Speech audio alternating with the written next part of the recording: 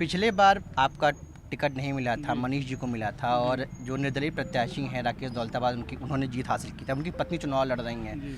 तो लोग कह रहे हैं कि जो निर्दलीय प्रत्याशी हैं और खासकर जो आपकी पार्टी के प्रत्याशी हैं वो आपकी मुश्किलें खड़ी कर सकते हैं। ना, नरवीर सिंह को टिकट चाहिए थी, वो मिल गई, कोई किसी को दिक्कत नहीं करेगा। मैं हरियाणा में भाजपा के सबसे ज़्यादा वोटों से जीतने वाला उम्मीदवार हूँ। आपके सामने वर्धन यादव हैं, युवा हैं, उनके लिए बड़े बड़े स्टार कैंपेनर आ रहे हैं, लोग प्रचार कर रहे हैं। देखो, चुनाव में प्रचार करने के लिए सभी पार्टियां अपने अपने नेताओं को भेजती है, लेकिन ये चुनाव 20 दिन का नहीं होता है, 5 साल लड़ा जाता है। लोग मन बनाते 5 साल में किसको वोट देनी है, 10-20 दिन के काम से नहीं देते।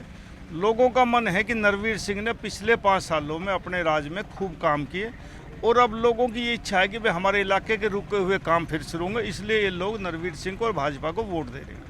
सर, आप लंबे समय से राजनीति में हैं, आप तमाम चीज़ों को देखते समझते हैं। इस बार बीजेपी को लेकर बड़ा माहौल टाइट है। लोग कह रहे हैं कि काफ़ी एज है कांग्रेस को, भूपेंद्र सिंह हुड्डा लोगों को। क्या देखते हैं, कितनी आसानी लगती है आपको इस बार चुनाव में कि बहुत मुश्किल लग रहा है कि बीजेपी के आपका चुनाव तो है ही, लेकिन जो पूरी पार्टी के लिए? नहीं, शुरू में जब चुनाव शुरू हुआ तो ऐसा लगता था कि 2 बार भाजपा ने राज कर लिया, आने वाले समय में भाजपा की सरकार नहीं बनेगी। लेकिन जैसे जैसे चुनाव प्रचार चला, आज हम बराबर मुकाबले पे हैं और आने वाले समय में 8 तारीख को आप देखना कि भाजपा सरकार बनाएगी।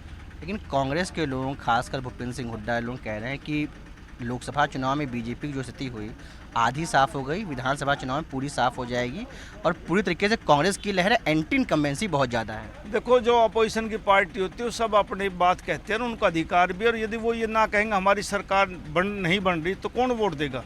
इसलिए सभी राजनीतिक दल, अकेले कांग्रेस नहीं, जितने प्रत्याशी मैदान में सब अपने अपनी सरकार बनाते हैं, जितने भी दल है। तो कांग्रेस को भी कहने का अधिकार है, लेकिन ये तो जनता आज का वोटिंग और 8 तारीख को रिजल्ट बताएगा कि सरकार किसकी बन रही है। लेकिन अगर आप जीतते हैं, जैसा माहौल है, तो आप जीतते हैं तो आपकी पहली प्राथमिकता क्या होगी क्षेत्र के लिए? हमारे गुड़गांव में इन पिछले 5 सालों में मेरी सरकार होने के बावजूद भी उतने काम नहीं हुए जितने लोगों ने उम्मीद लगाई थी। तो अब लोगों की ये उम्मीद है कि जो 14 से 19 के बीच में काम हुए वैसे ही गुड़गांव में काम होगा, इसलिए लोग नरवीर सिंह और भाजपा को वोट दे रहे हैं। आखिरी सवाल ये कि अब 3 दिन बाद काउंटिंग है, क्या लग रहा है बीजेपी कितने सीटों के साथ सरकार बना सकती है? नहीं, मैं भविष्यवक्ता तो नहीं, पर मैं ये कह सकता हूँ कि तीसरी बार भारतीय जनता पार्टी की सरकार बन जाएगी।